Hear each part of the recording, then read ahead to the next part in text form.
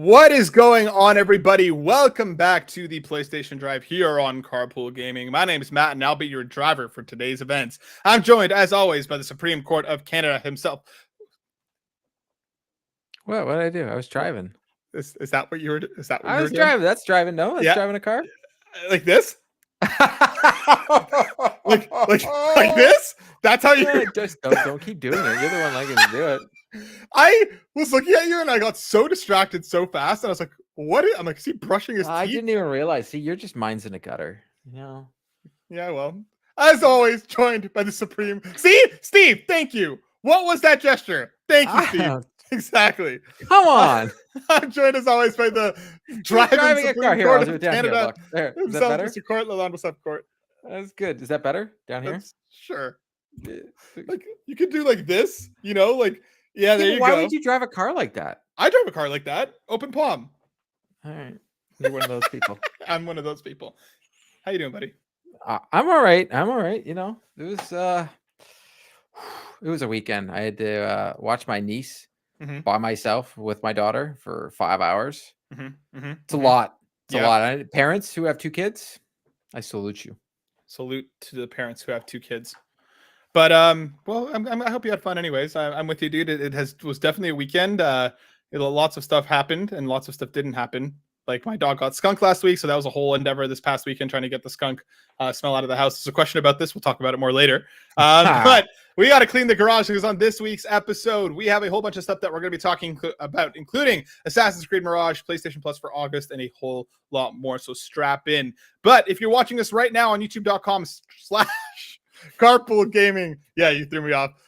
Make sure you like, subscribe, and share.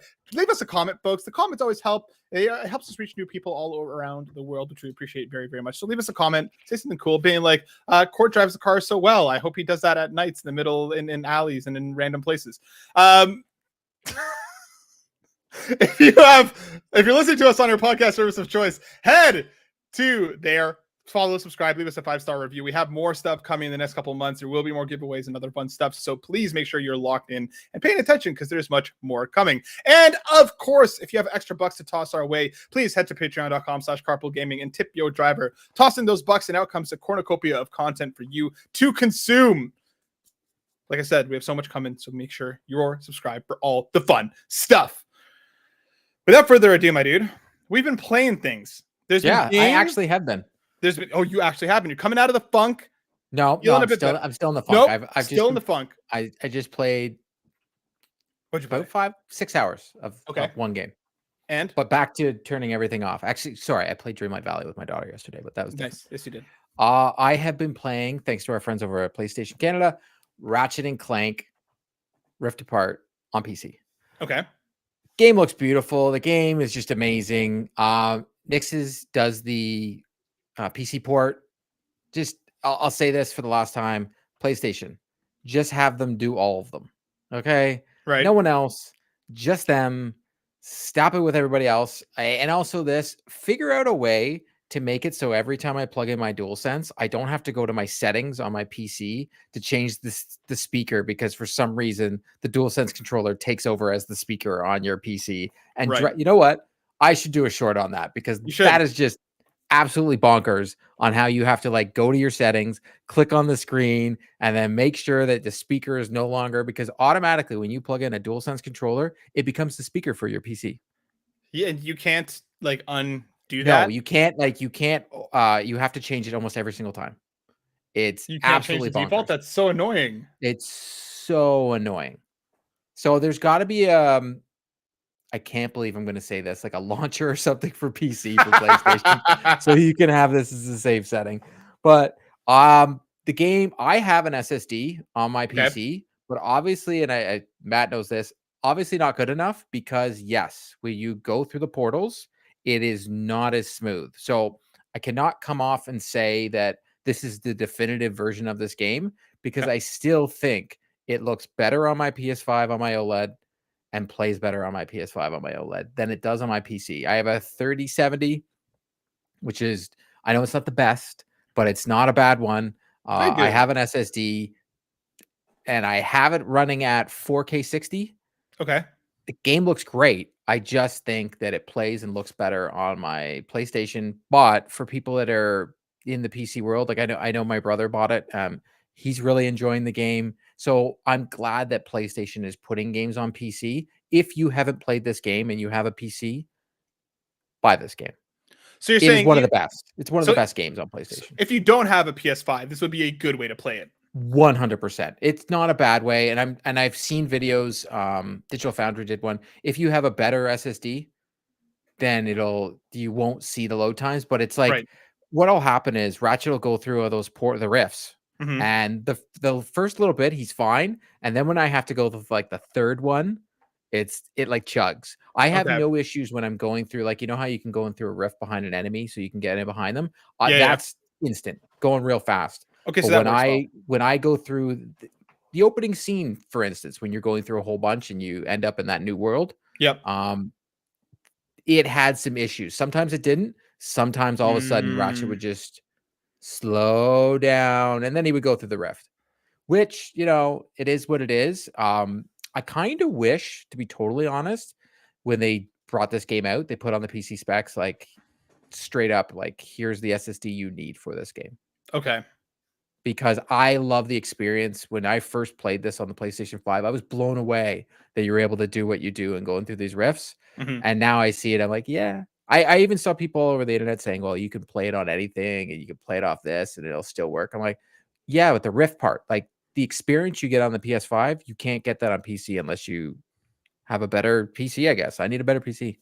You need a better PC. I do too, man. I feel yeah. Like it's a game that I'm planning to check out on Steam Deck. I haven't had an opportunity to as of yet. Yeah, 'Cause we're I'm just curious- going to try and sign Matt into my Steam account. Like, yeah, because I'm curious about how it runs on the go. I've heard good things. So I'm kind of curious to hop in and get some hands-on time with it to see how it works on deck, because that's pretty much been my go-to. How it works on deck. There's a show. There's a show. How it works on deck.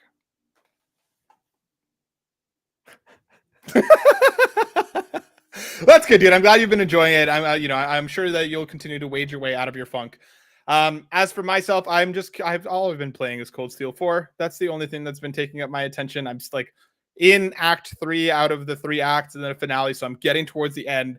And just like I put an article in our Discord, kind of celebrating the series that somebody wrote, and I'm blanking on who it was now, so apologies. But it is it's just kind of going over like the monumental accomplishment that is the series and how it's basically taken all of these, different characters from across the continent and putting them together now, finally. I'm so excited to get into Reverie. Again, shout out to NIS America for providing a review code. I'll definitely have a lot more thoughts on that soon, but I need to get to Cold Steel 4 first. Like, this is truly one of the best RPG experiences out there. The way that these stories come together, the emotional maturity within them, and just how good everything is here. These characters are incredible, and like these massive moments that I've been getting through Cold Steel 4 now, I've just been so excited. I'm really, really enjoying it, and I can't wait to continue with it. But without further ado, my dude, we have a bunch to talk about this week. But very quick, before we get into the nitty gritty of the news, I have to bring this up because over the course, I think it was on Friday, actually, the Spider-Man stuff went live. The controller, the plates, the console, it all hit pre-orders. I managed to get the plates and the controller. Court, what about you? I got the plates and the controller. Nice. I wasn't going for the console. No, me neither. I felt bad for the rest of the retailers because Amazon kind of jumped the gun. And Steve Vari, yes, I see your tweet. I love you and hate you at the same time. He's already clipped that. What Matt was thinking was funny. It has already been clipped. I got the controller. I think the controller looks unbelievable. I'm debating whether or not to cancel my plate pre-order. Really? So here is the reason. They look great. I love your idea of just putting them up on the wall. I think that is an amazing idea. It's just, as you know, I've committed already the cardinal sin.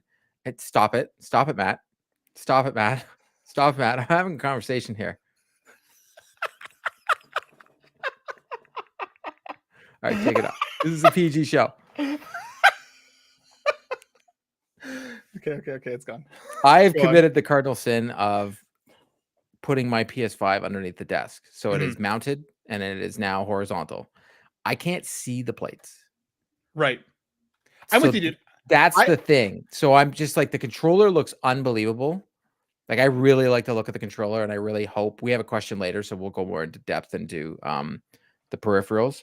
but I'm debating whether or not to either first ask the community, see if anybody didn't get a pre-order on the plates and see if they want my pre-order, or I cancel them because I won't be able to see it. Yeah. See, I'm with you too, because my PS5 is in an entertainment unit, so I don't see them either. But I know I would hate myself if I didn't get them. Like for me, it's Spider-Man. It's probably the game I'm most looking forward to this year. I was thinking about it, and like between the collector's edition, the controller, and the plates, I'm spending way too much money on this game, but it is what it is. So for I me, can't wait to see that statue behind you because it's going to be bigger. People don't realize huge. It's going to be taller than that picture behind him. It's 19 inches. I bought it thinking it was 10 and then realized it was almost double that. And I'm very excited about it. But yeah, let us know, folks. What are you picking up? Did you get anything? I know there are people popping off in the Discord that some of them bought the console, some bought the plates, some bought the controllers. So let us know in the comments. What did you pick up? And yeah, for me, I can't see it either, but I want these plates. Again, I might mount them. I might switch them out. I might, if I ever get another PlayStation 5, to have my, measly little 2 instead of the 700 that you have. Yes. Yes, but I have a digital and a disc, and the plates I pre-ordered were discs. So there's nothing I can do now to like, oh, I should have, because the digital is downstairs. Think about it this way. Right now, over your head is the Xbox thing. What about right beside it in that corner, like you put it right in front of the energy, like right behind the energy sword, and you have like the plate sitting up there. Or again, move it over, move the Xbox. Well, you got on the other side. I have Mjolnir, right? So I'm thinking I actually saw at the GameStop in my mall, there was a God of War statue. But I'm really looking for, and I know Midas has it because I can always see it in his background, that Ghost of Tsushima statue. Yes. Yep. I think that's the one I want. I got to try and find it. I would love that. I'll even like move out the Xbox logo with the smile on it. I'll pop it right there beside the Ecto 1. People don't realize, people are always just like, I hate Xbox because of this. That's like a badge of pride to anybody had an Xbox 360. It's like, it's first conversation of like, so how many consoles did you have at Red Ring? And then go get another one and send it back in the coffin within seconds. Yep. And also this was sold in the Xbox store, people. In the store. In the store. So that's what I'm saying. Move that bad boy over, and then you have the 2 plates right there.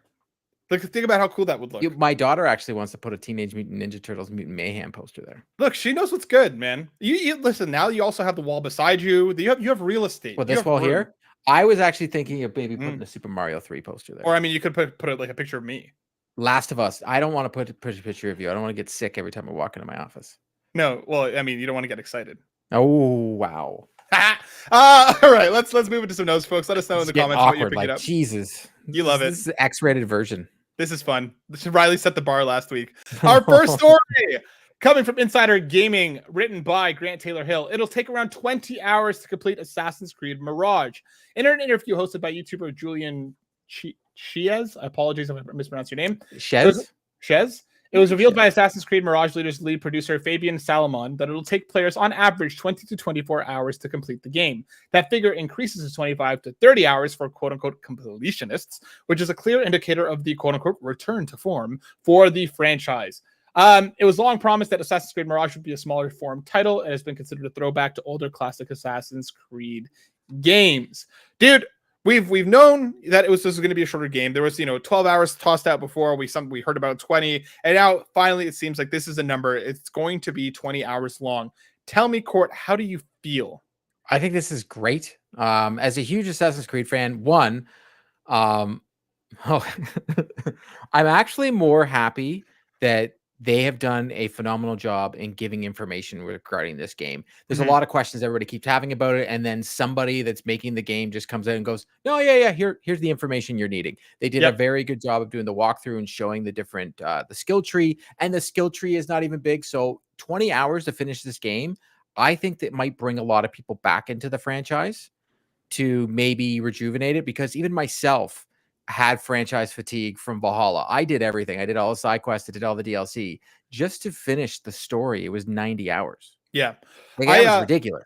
It's too big. It was way too big, man. Like, I think the modern trilogy between Origin, Odyssey, and Valhalla, like I played all of them a little bit. Like, I think I spent the most time with Valhalla.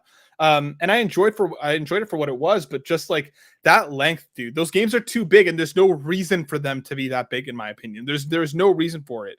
I think this is the most excited I've been about an Assassin's Creed in like a decade. A smaller, less of the giant mythical stuff, which normally I love, but I think Assassin's Creed went too far. A more assassin-y experience in Grounded. one city. Yeah, exactly. So for me, I'm really excited about this. This sounds like, you could rip through it in a week or even a weekend if you really, really wanted to. And I think that's great. I think this is a good way to get back into Assassin's Creed. I'm excited about this. I will say that this is probably my next platinum. Ooh. I usually one of the things is I usually platinum the Assassin's Creeds. Right. And those are like rare platinums because there's a lot of effort to platinum an Assassin's Creed. Yep. But I did it with Origins, and then I was like, well, guess I've started something. And then I did it with Odyssey. Odyssey was probably one of my favorite Assassin's Creeds in the last couple of years. Assassin's Creed 2 is my favorite. And that's one of the things I'm excited about this. It's going to go back to what I fell in love with Assassin's Creed. We're going to I'm not getting my Assassin's Creed 1 remake, but I'm at least getting the back to form. I'm still of the mind that I would love an Assassin's Creed multiplayer game. Yes, but dude. I'm very excited about this game. Dude, I played the crap out of the Assassin's Creed 2 multiplayer. So good, was it not? It was so good. It was so good. It was a ton of fun. Like me and a group of friends went into it. So having that come back in that form, I think would be really, really cool. And you could almost do what's that game everybody with the killer and you don't know who it is. Everybody loves it.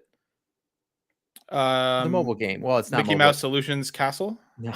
Anyways, you could do one where one person Among the Us. assassin. Yeah, Among Us. You could have one person the assassin. You don't know who it is, and you got to figure out who it is.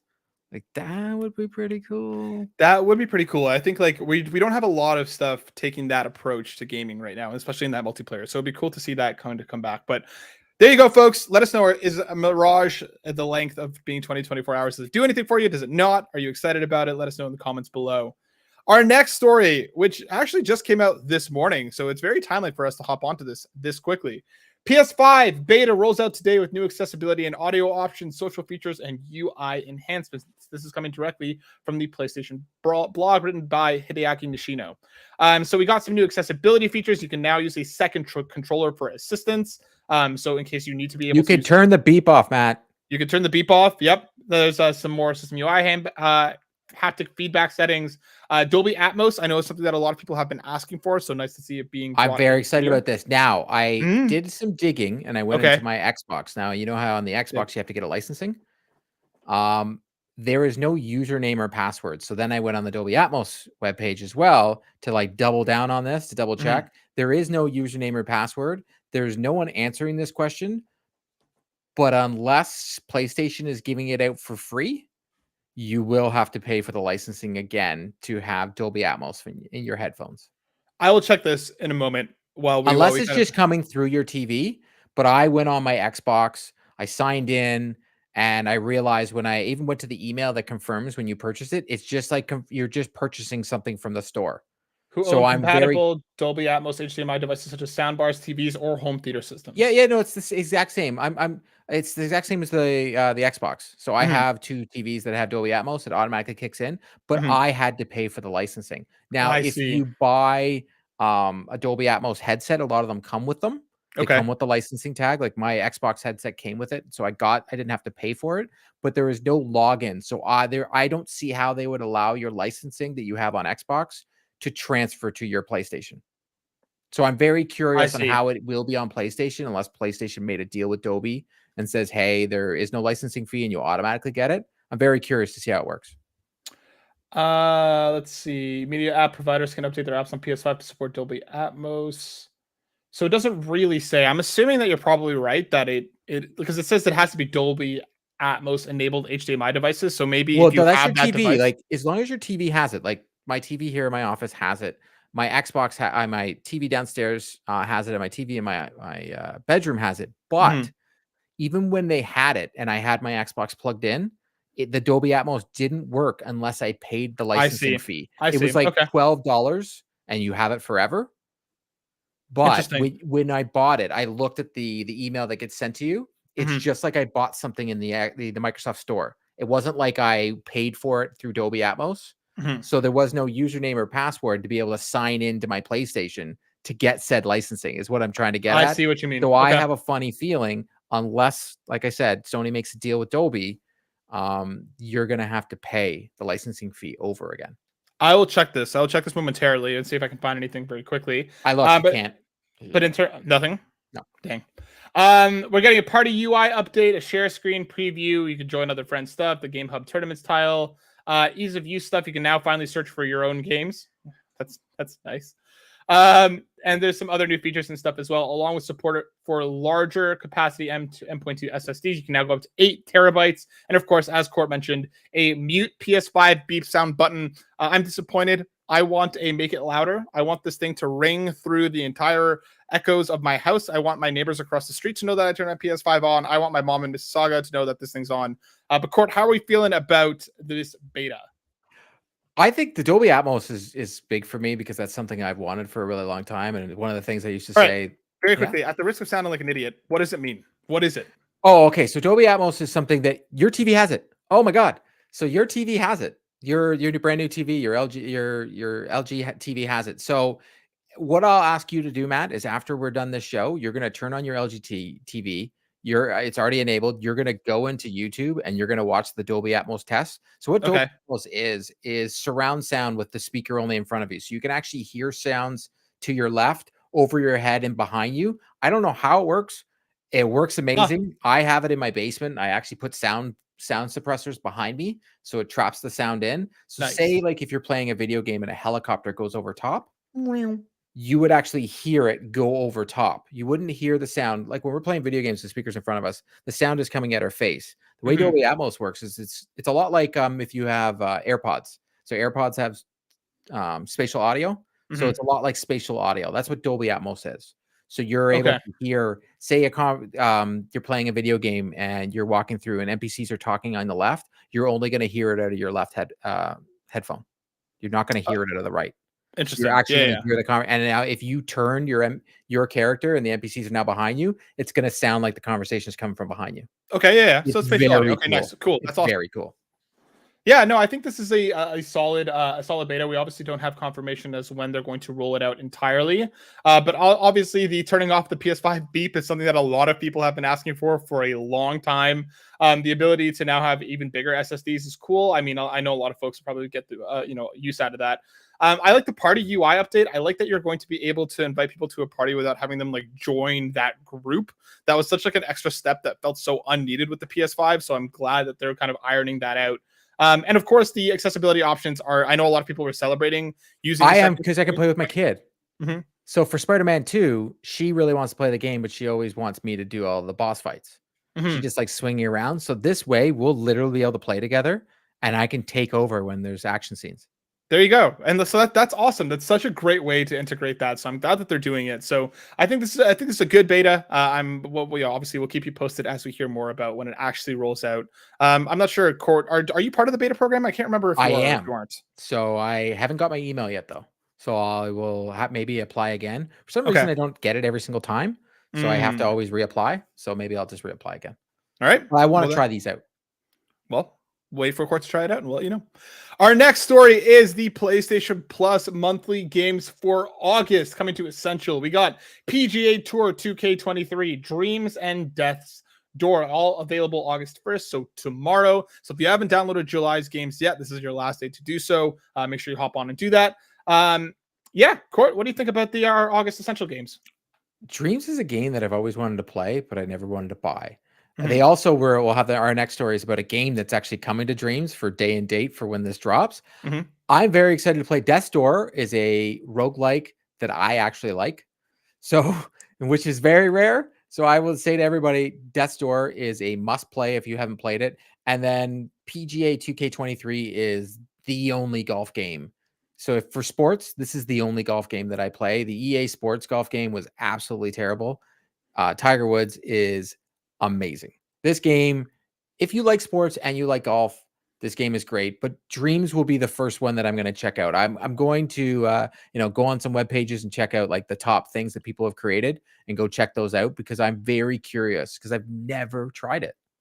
So it's really interesting. 2K23 does PGA doesn't do anything for me. Like I like golf games more often than not, so maybe I'll give it a whirl. Similarly, as Court said, Death's Door is awesome. It's well worth your time to go check it out. Dreams is a game that I bought drunk a few years ago when Darren and I were hanging out and drinking, and we had a blast in the few hours that we spent with it. And I never went back. Granted, this was early on in the time of Dreams. But I have heard that like a lot of the community stuff has just gotten better and better and better, that there's a lot of really, really cool stuff there. And of course, the PSVR integration is super cool. I can't remember, as I quickly Google this, if the PSVR 2 update is out or not. It's no longer even coming to PSVR 2. Yeah, no, it's not. It doesn't show up. It was in the store and it disappeared. Yeah, it's discontinued, so it's not coming to PSVR 2 anymore. They axed that. So I mean, the original PSVR support was cool. So I think this might be, and like, you know what, let's bring this next story in right now because it's related to what we're talking to. Because coming once again from the PlayStation blog, Dreams and Tren update arrive on PlayStation Plus on August 1st. It's a big day in the Dreamverse, folks. This is written by Liam Wiseman, who's the online content editor at Media Molecule. Try not to go off the rails with excitement as we reveal that our arcade puzzler Tren will be pulling into the station exclusively in Dreams on August 1st. So let's I'll pull up the trailer here as we're chatting. It actually looks very cool. So this is a free update. Media Molecule has been doing this. I think there was like 3 or 4 of them that they've basically games that they've created in Dreams for people who own it. I remember playing, I think, the first one that they kind of released alongside the game, and it was very cool. And this game does look similarly awesome. So I don't know, Court, maybe this is the time to kind of come back to and check out Dreams again. Well, I think this is the game that is perfect for a service such as PlayStation Plus. Yep. And I think it was just ahead of its time. I think you would have had way more user bases as everybody in PlayStation Plus had it, so more people are in it. I think the people in the community that are in Dreams love it. I think a lot of us, and probably including myself, I'm going to go in there, spend a couple hours, and probably won't go back because I'm not going to be making anything. No, I'm going to be trying out a bunch of things. Me personally, I love Little Big Planet. Sackboy's Big Adventure was fun, but I love Little Big Planet. I want that back. I want to be able to do my platformer and then have people create levels and do platformer stuff in that with the character Sackboy. I just want that back. So watching all this is just like, oh, just give me another Sackboy game. But like Little Big Planet Sackboy. Little Big Planet Sackboy. Yeah, I think that like this game is incredibly impressive as a platform. It's ridiculous just how much you're able to do and how like the amount of customizability and the amount of like they packed an entire editing suite essentially with an entire audio mixer and everything else into this game, which is just wild. It's just not for me in terms of like the creator. I've never been the type of person that will go in and make levels in Little Big Planet. I'm not that kind of creative. So for me, I like engaging with the other stuff that other people have made can be cool. I remember when I was playing it originally, the search functionality wasn't the greatest. So I'm assuming they've also made some UI overhauls and stuff since I played it. Because granted, it was like 3 or 4 years ago at this point. So I am curious to go back and check this out, Court. Like, and I have heard good things about Media Molecule's specific like campaigns that they've essentially built into this. So maybe this is a good opportunity to do this coming to PlayStation Plus tomorrow. And Court, that's not the only thing coming to PlayStation Plus in the month of August. That game. Oh, baby, because we got confirmation that Sea of Stars is available launch day as a PlayStation Plus game catalog title. August 29th, there is a new demo that came out on July 25th. This is coming from Philippe Dion over on the PlayStation blog. Sabotage was founded with the clear goal of presenting our own definitive editions of the game genres we grew up playing. By combining retro aesthetics and modern design, we shoot for experiences that capture what we love about games of old while leaving behind the elements we might feel hold them back today. So Sea of Stars, for anybody who hasn't seen it, it's been all over Twitter. It's been all over social media. This game looks beautiful. It very much is like your old school RPG in the vein of a Chrono Trigger or in the vein of like even like an Earthbound. Isn't it inspired by Chrono Trigger? Yep, very much so.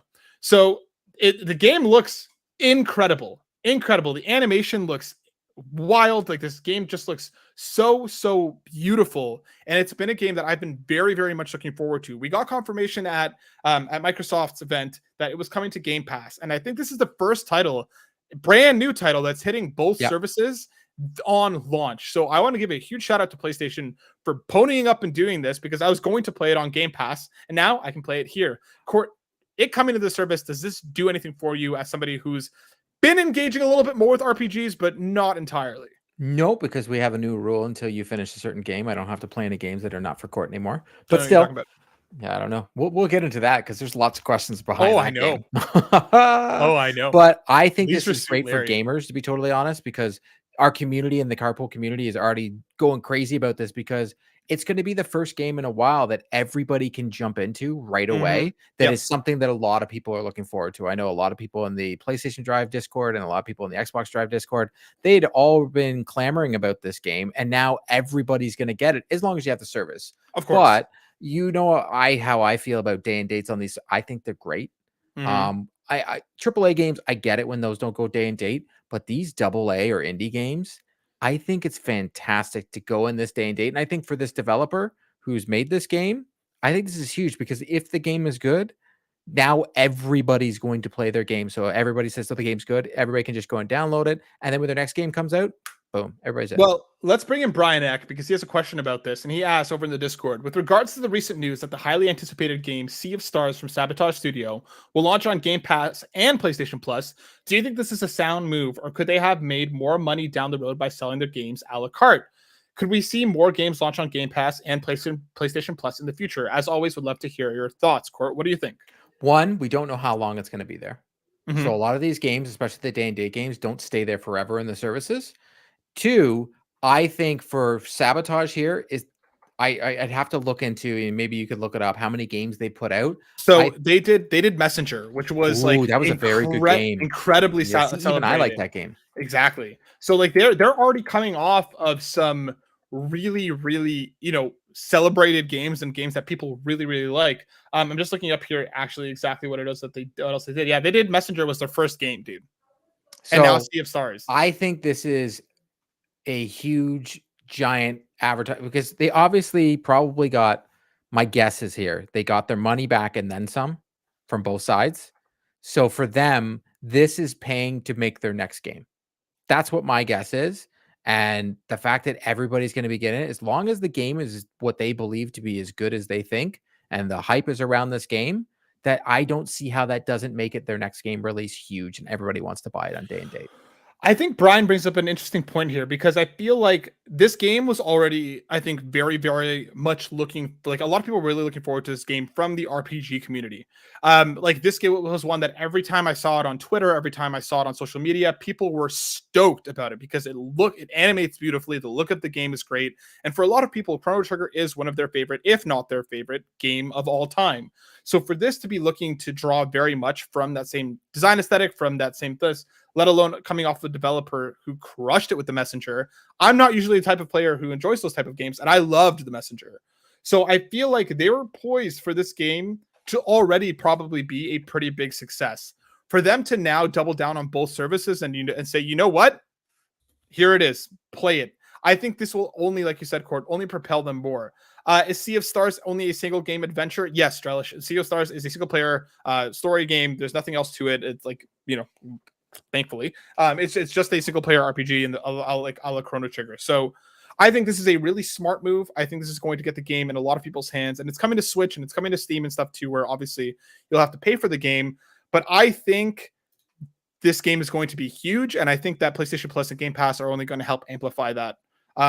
They did bring the Messenger to Game Pass, and I think it was also on PlayStation Plus. So they must have seen proof in the pudding for when Messenger hit their other for the other services. So I think they know what they're doing. They seem like clever folks.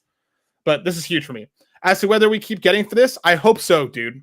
I really hope so, because Game Pass has been crushing it, especially in the indie space. A lot of these smaller, cool-looking games have hit Game Pass day and date, and it's always awesome.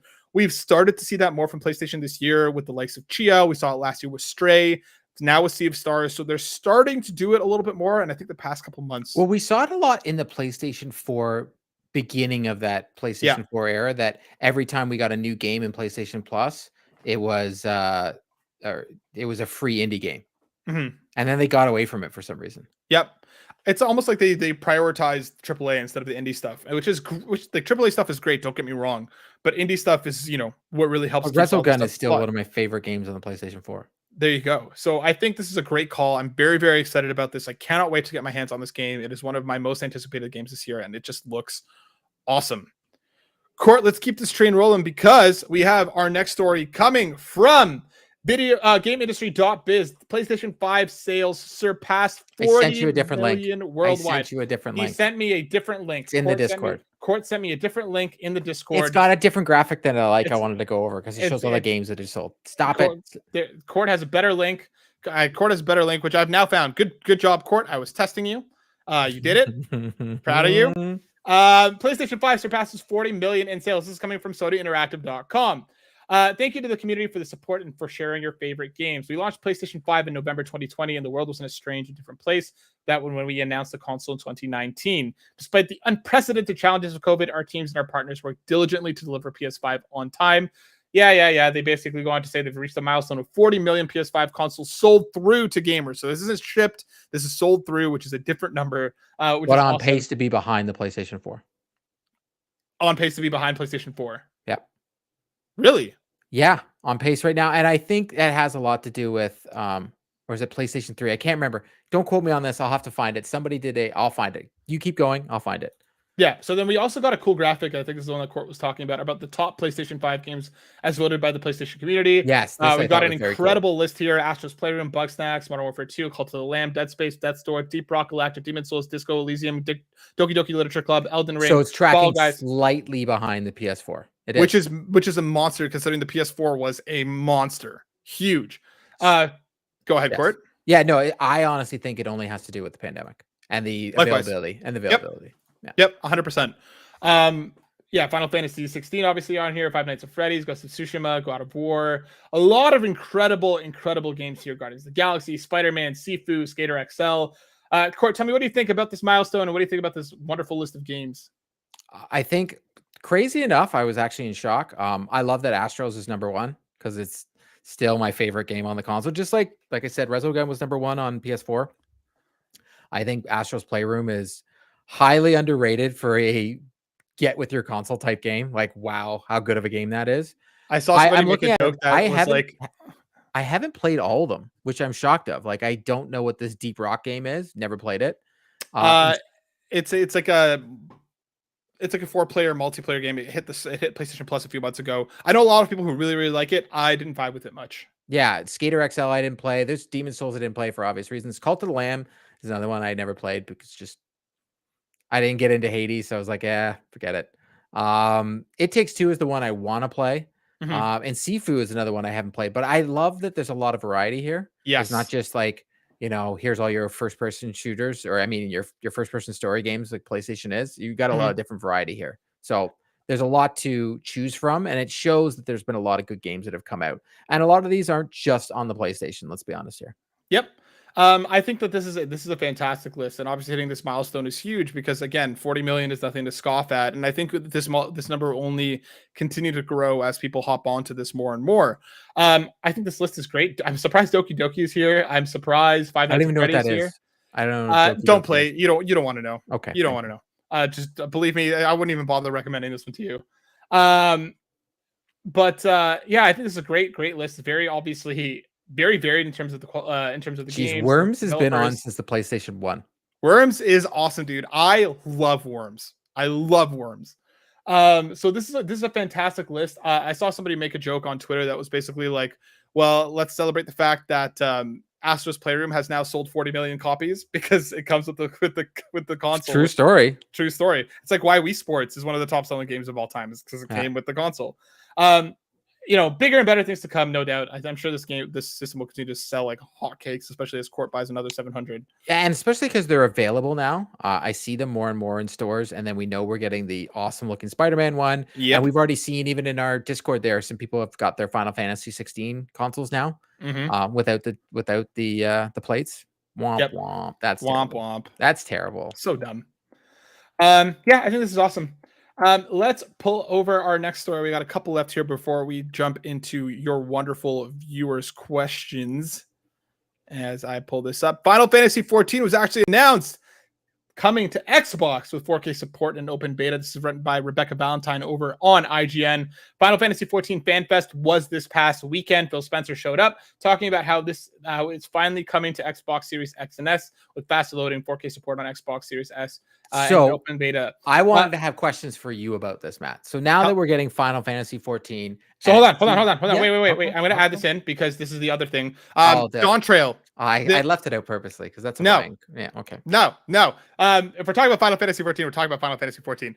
Dawn Trail is officially announced as the next major expansion coming next summer. It caught a really cool looking trailer. Very beach. It seems like the anime beach episode of Final Fantasy 14. Level cap boost. Multiple new jobs, new dungeons, new enemies. I'm going to catch up with this game by the time Dawn Trail comes. I love this game. Oh, okay. I knew Ryan never stopped talking about it, right? Yeah, I love this game. I'm not on the level of Ryan, believe you me, but like I've completed I played the base game and the first 2 expansions, so I just need to go back and continue with it. I just fell off because of other stuff. I love and adore this game, and from everybody who keeps talking about it being one of their favorite games of all time and having one of the best video game stories, hard stop. I need to keep going with it. It's just obviously, finding time to go back to it. So I cannot this is my public proclamation. By the time Dawn Trail hits, I will catch up. I'm going to complete the rest of the expansions because I love this game and I want to. Now, Court, back to you for your questions. My question to you as a huge Final Fantasy person, does it bother you or do you even care that now it's going to be on Xbox? Not at all, dude. Not at all. Like I'm stoked that more people will be able to jump in and play this game. It's already one of the biggest MMOs in the world. The quality of this game is fantastic. But it also sounds like the future Square Enix releases will be on Xbox as well. Now, fine. How will you change that tune if the shoe is now going to be on the other foot and your Final Fantasy games won't be on PlayStation? Listen, I would be annoyed. For me, as a person that owns both consoles, I would just go play it there. But obviously, for me, I don't have a problem with exclusivity if it just is what it is. Yeah. It bothers me when things get locked just because, especially when it Final Fantasy has been a PlayStation franchise for years and years and years, and now to lock that behind Xbox, I think would suck. Because for me, I enjoy people being able to play these games wherever they want to. Final Fantasy is a massive franchise. I hope Final Fantasy 16 comes to Xbox because it's a fantastic game. And more players getting their hands on these games is never a bad thing.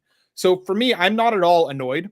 If Phil Spencer wants to get aggressive and get in there to at least hit day and date, I don't know if we'd ever see Square Enix entirely go with Xbox. I'd honestly be surprised if that were to be the case. But parity on release dates would not be a massive surprise for me, and I think that would be a good thing. I mean, we saw it with Final Fantasy 15. I don't see why we would not continue to see it. Like we didn't see it with Final Fantasy 16, but that we just know that PlayStation paid for it. So for me, Final Fantasy 14 coming is fantastic. Just more people being able to hop in. There's a massive free trial. This game is just wonderful. So more people being able to check it out is not at all a bad thing. It's the best Final Fantasy. Exactly, Drellesh. It is the best Final Fantasy coming to Xbox. It's very good for the game. So I think this is a win. One last story here, Court, talking about acquisition season. Tencent is to acquire a majority shareholder in Dying Light studio Techland. This is coming from Tom Ivan over at BGC. The Polish studio says it will retain full ownership of its IPs and creative freedom. Chinese technology giant Tencent is to become the majority shareholder of Dying Light studio Techland, announced on Monday by Paweł Marczuka, who founded the Polish game studio Techland in 1991. Marczuka, who will remain as the company's CEO, said the studio will retain full ownership of its IPs and creative freedom following the move. We dream of turning Dying Light into the ultimate zombie game experience for players worldwide, providing with the multiple astonishing adventures and pushing the boundaries of solo and online modes to a totally new level. Court, are you a Dying Light person? I didn't. I liked Dying Light 1, but then when Dying Light 2 came out, I hate the jump button being the bumper. The trigger. It drives me absolutely insane, and they won't let you remap the controller. So then there was a demo for this. I played the demo, and I was like, yeah, I'm just not into it. I was just more curious about Tencent buying up all these studios and what that could mean for the future of gaming. Everybody gets so freaked out if Xbox is doing this and PlayStation is doing that. I think people should be more worried if Tencent buys things. Like, please stay away from my Ubisoft. I will freak out if you touch it. But I was looking at this, and they kind of put out the same sort of statement that Bungie put out when PlayStation bought them, saying, like, we're still going to be able to do our things. Mm-hmm. I don't see that with Tencent. That's not the way they run their business. Donnie Reese did an amazing breakdown of it on PSVG, which has gave me more information. I didn't even have to research on what Tencent does and how they put their properties and their things in the game. Like, he wouldn't be surprised if Tencent had their own streaming service and every Tencent game was locked around it, because Tencent is slowly buying up everybody. Yep. Tencent is massive too. It is one of the biggest publishers out here right now. So to be able to get in and buy as much as they have, it is scary. I don't know how much it would affect us on a console landscape, honestly, just because I feel like it could though. What if they just decided they wanted to buy PlayStation? Theoretically, they could. Like they have the money for it. Honestly, they own China. They own it. So that market, if you want to put any game in there, you got to go through them.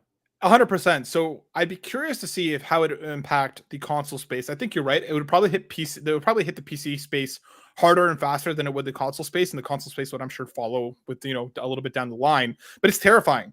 It is terrifying how much they're buying up. Techland is talking about them retaining creative control, so we'll see how that happens and how that works out. We've seen those statements so many times. So I'm curious. I'm curious to see how it's going to play out, because I feel like Techland. I think Techland's a good studio. Yep. I liked Dying Light 2 was all right. I didn't click with the first one. I finished the second one, and I thought, despite being, I had some cool ideas. Technically, it was a mess. I had so many breaking bugs, so many crashes. It did not run well when I played it. So if this means that they're going to have more money and more time to be able to develop their games better, then I think I'm curious to see how it plays out. I just don't think that, regardless of what it does for the short term, the long term is what's worrying. A new launcher, Court, I think you're spot on. I think that's going to be a lock. A subscription service, possibly 100%. Like, there's a lot that they're going to possibly do, and I'm just a little bit nervous for the future of the industry, because it's going to see what happens. And Josh makes a good point. Creative control is not financial control. Finance eats creative any day. So I 100% agree, Josh. So I'm nervous about this. I'm curious to see how this is going to continue to shake out, because so far, I mean, let me very quickly here. Tencent. Mind you, Bungie was a little different. Like, Bungie's the reason we supposedly don't have a Last of Us factions right now. Right, but I mean, if they walk in and say this game isn't what it should be, that's interesting, right? Let's see here. I'm just trying to pull up a quick list to see what they have. Supercell. That's kind of a major one, actually. Riot Games. Riot Games is huge. Riot Games is huge. So they have some stuff underneath their belt. So I mean, and they own 20% of Ubisoft. Yep, and there's a lot of acquisition rumors around that too. So I mean, we'll see what happens, but this is something that I think is worrying. It's something that we're definitely have to keep our eye on moving forward. Without further ado, dude, we have a bunch of community questions. If you want your question read on the show, make sure you interact with the Twitter post the X post that or the Discord. We get majority of our questions for the Discord. Join our Discord. X. I promise you can meet all the rest of the beavers. And you can come hang out with the X. Come to the Discord. It's a much better place. We totally do not have inappropriate conversations and dumb stuff that goes on there each and every time. The Discord's wonderful. Come hang. But without further ado, Jaden Rose asks a question that says, "Hello, Court and Matt. Question for the podcast. What do you think of a PlayStation Plus quote-unquote community picks option for extra and premium subscribers? If you had the chance to vote on a set of games, what games would you want to see? What games would you choose for the next PlayStation Plus lineup?" So interestingly enough, they did this for a minute. They had a couple months a few years ago where they did like a community choice thing where everybody voted and then that game was free. I think they did it twice or 3 times and they never did it again. I think this would be a really cool idea, but I think it gets a lot more complicated when it comes to licensing and how much money they're spending on this stuff.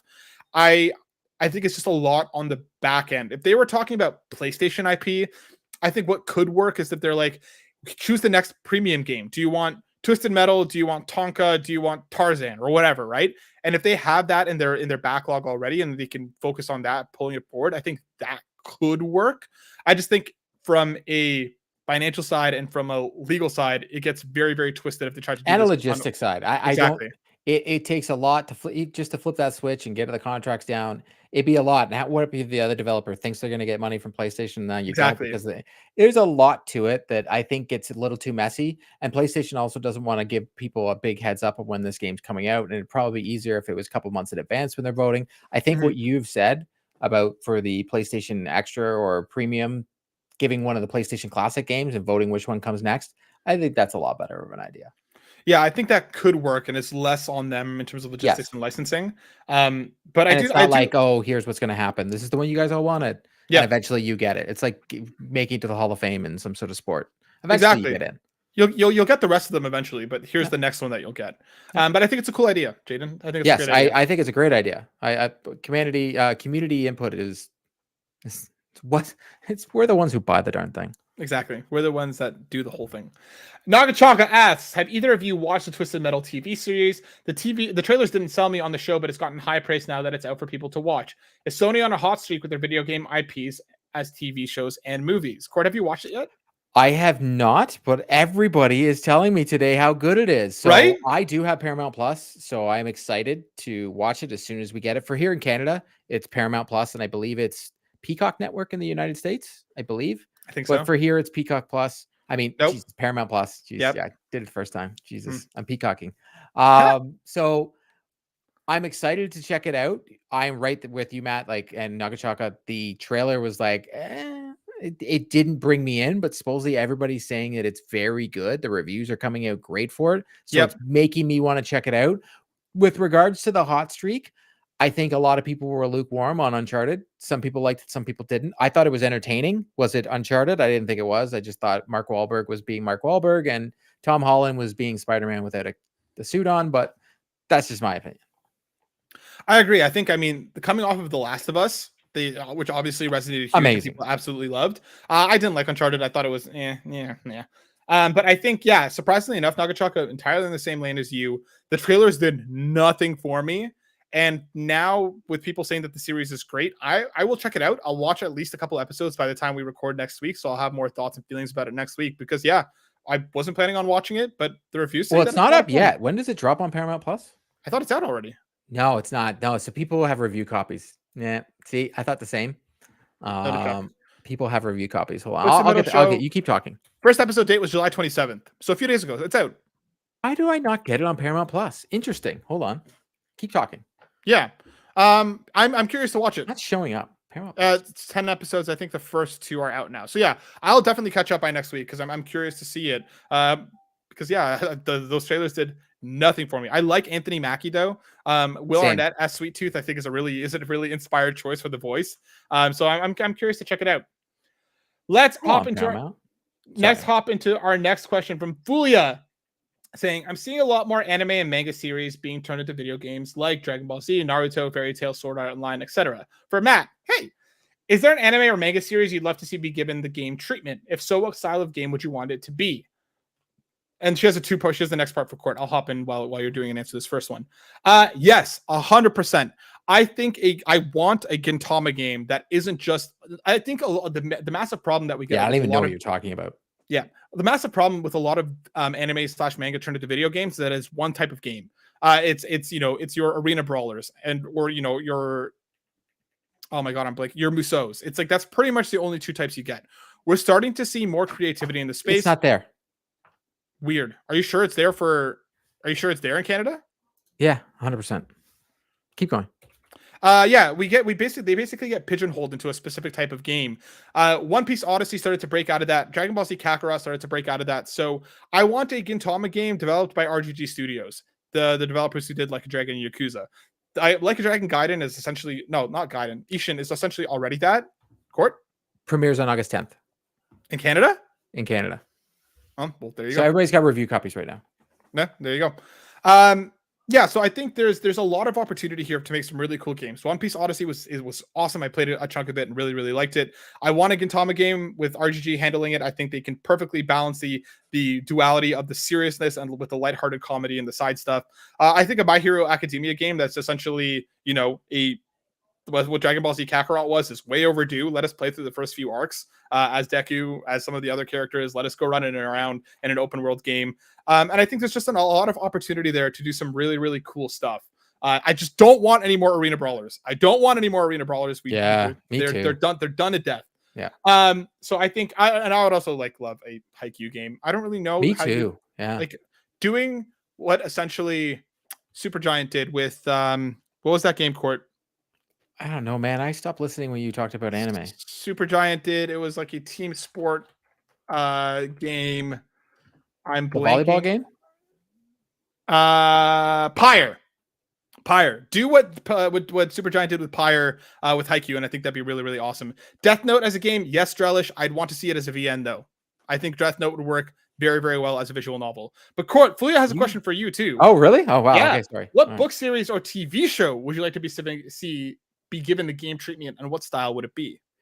See, originally I read it. I thought it was which video game would I want, and my answer would be BioShock. But before the game started, Nope. What book series or TV show given the video game treatment? Bingo bongo. Well, to be totally honest, as a huge Batman fan, there are so many stories in the Batman world in the comic book series that haven't been brought to the video game. I would like other stories and more darker, even darker, believe it or not, than Arkham Asylum. I think it could even get, almost like a rated R Batman game to be brought out into video games. To be totally honest, that's what I would love. Right. I would love like a long Halloween, but like don't skip on the stuff and bring it all out and put it. Bring it all out. Just throw it down. So would it be like an action? Would it still be like an action game? No, I want detective. I want detective. Okay. I want more of a detective Batman. There are actions, but like major situations are just cutscenes. But not, I don't want it to just be like, choose your own adventure. I want it to be like you're doing things that you can be fighting, but like say a character dies, that is a cutscene. Like you're doing the action and then it goes into the cutscene so you can see it more and live it more. Do you see it as like depending on your? Can you get a case wrong? Could people live or die depending on your choices? Is this almost like I think it would be like Telltale-esque? No, see, I don't want to Telltale. I think it would be more of like it's still you're on a linear path. You've got to figure out the clues to get to where you need to go. I think you just need to figure out the clues to get to where you go. A lot like the Batman the movie. It technically was the most detective Batman movie we've had out of the movies. Just dumb as bricks. What? Yeah, he was just dumb as bricks. I thought Pattinson did a great job, but I think he did fine. I thought the writing. Anyways. Matthew, Jesus, that's an early Batman, but I want more of a like, hey, there's actual clues you got to get. I heard Batman Arkham VR was more of a detective game than any other Batman. You were actually getting clues and going out. Yeah, they tried it. They tried it a lot in Batman games where they do the analyzing and such. But I'm talking about like, I want you to go into a room and there's stuff all over the place, and certain clues won't get you there. And if you don't figure out the right clues, you can't progress in the story. Could you mess up? That's what I mean. You could die. Like Nice. Batman could die. Because Batman's not Superman. He could die. So, like, the mess up in the story, if you don't get everything right, Batman could get himself in a trap and die. Some character could kill him. I'm in it. I think that'd be dope. I think it'd be a really cool way to do Batman in a way that we haven't seen before. All right. Drellesh asks, Court, question for the show. What favorite sports video game needs an anime? What is a sports video game that you want to see turn into an anime? So, Matt, explain to me anime a little bit more. Is there any anime that... So... Invincible is anime, right? No. Okay. Invincible is animation. That's just anime. Court. There's an anime for everybody. If you would give it an opportunity, there genuinely is one for everybody. There's like Jesus, what's the bells there? Yeah, I just kind of smacked my table a little bit. There's literally anime for everyone. There's ones that are focused on relationships, one's focused on cooking, one's focused on sports, one's focused on your big action bonanzas. There are Batman anime. Like legit Batman anime. So there's a lot here that you could see. But is there like a sports game that you'd want to see turn into an anime? Think big, think bombastic. They're like one of the best. Well, I just gonna pick hockey. Like it's the only sport like I really care about. And I know you could make it very violent. Like think about it. You could be cross-checking someone and take their head off and like blood goes everywhere. That's anime, right? No, you don't have to go that far. It can be like grounded hockey, like real hockey. That would just be like beautifully animated. I don't know enough about anime to honestly answer this. Even your description is just like, I got nothing. It's just another medium, dude. Just like you would watch a cartoon. Mortal Hockey Combat, yeah. Yeah. Just like you'd watch a cartoon. There's just different types of it. There's cartoons for adults. There's cartoons for there's like BoJack Horseman, which is or Invincible, which are cartoons for adults. No, that's just animation. But just take all of that. And anime is essentially made in Japan most often than not. And it's animated in different ways. There's like whole different things. There's Star Wars anime. Yeah, hockey for sure, because like most of the hockey guys are. I know anime likes like nice looking people. Hockey, it's perfect. It's actually perfect. Astrobot, Full Metal Alchemist, yes. Yeah, I'm not watching any of it. I will play Bioshock if you watch an anime. No, that's not what's happening. You're playing Bioshock. We already know Anyways. this. Continue to the comments. Riley Little asks, is Riley the best guest you've ever had? He'd be up there. Honestly, he's right up there. He was right pretty hilarious. Him and Steve Igvari, mind you, when Nagachaka and Drellesh took over, and they not been guests, but they, pirate radioed this little show we have. That's probably the highlight. And Midas, dude. Midas is consistently Midas is amazing. I know. But I've told you this. Every time I'm not here, you have Midas on, and I can never be on the show with him. I'm like Pokeroo, which you don't even get that reference, but still. Like the children's show? Yeah. The Pokeroo's never in the same place. So like me and Midas are the same person, obviously, because we can't be on the same show. Right. Yeah. That works. Savoy Prime at Savoy_Prime says, why does Matt not want to play great games like Bioshock and Bioshock 2? And similarly, Ash_Trobot at Flash Trobot says, when is Matt going to play Bioshock? Why hasn't Matt played Bioshock? Thank you, everyone. Court, what's Bioshock? You please stop. It is, to me, one of the best games I have ever played, and probably the most influential game of the 360 era. Listen, I played Infinite, and I liked it. I tried to play one. Oh my god, it's like Bioshock has such a good story. I don't doubt it. I know there's a large father. I know that there's little girls that run around. Please stop. I know it's like Atlantis. So for me, have chocobos for dinner. Oh, please do. They do it in the game. So for me, like Jesus. there is, I don't have a good reason for it. I don't have a good reason why I've never played them. For me, anything that's more horror slanted is not anything that I usually, at least that's the vibe. Yeah, there's probably one scary part. I need to, I know. My question is, Court, if I go back and play it now, is it old game is old? I think you're not going to be impressed with the ending because I wasn't at the beginning. I still am not. That's my hot take on that game. The ending of Bioshock 1 is absolutely terrible. I think what you will be impressed with, the gameplay will probably hold up. I don't think the story progression and where it takes you will hold up. It will feel old game is old, but I think the story itself will be enough for you to continue playing. The little recorders that you find and the lore of this game will make you want to know more. You'll probably come across the same way I did, where I was like, I just want to know more. Like it's not a long game, so you can just zip through it. Maybe. Is it on Game Pass? Yeah, I think it's on Game Pass and PlayStation Plus. Let me see. I'll check it out. Maybe I'll play it. Maybe I'll play it, Court, for you. Maybe. You gotta be the one that saves me. Our final question coming from Steve Bigbari at S. Bigbari. Hi, PlayStation Drive. Long time, first time. Two-part question. What are the economic realities as to why Sony hasn't released more licensed covers and controllers? Is it supply, demand, other incentives? Part one, Court, what do you think? As someone that works in the plastic industry, I think it was supply. I think they don't have that issue anymore, and I'm actually surprised because that issue hasn't been as big as a factor, I would say, in the last 5 to 6 months. So I think we might be getting more. I think showing us that the Spider-Man one was very scarce means that they were planning this a while ago and they just were able to make as many as they can. I do think we will get them more in the future. I think there is a market for it. If the Spider-Man pre-orders were anything, that was the one thing that sold out everywhere. As soon as the plates went up, everybody wanted them. I think the plates could be their Xbox does the custom controls. I think it could be their own thing. If we could start customizing plates, people don't realize you're not going to be able to put your own face on these things. I'm talking about customized colors and mess around with that. And maybe PlayStation IPs can be put on it, that kind of thing. But I think there is a market for it and people do want them. I agree. I don't think it's by accident, honestly.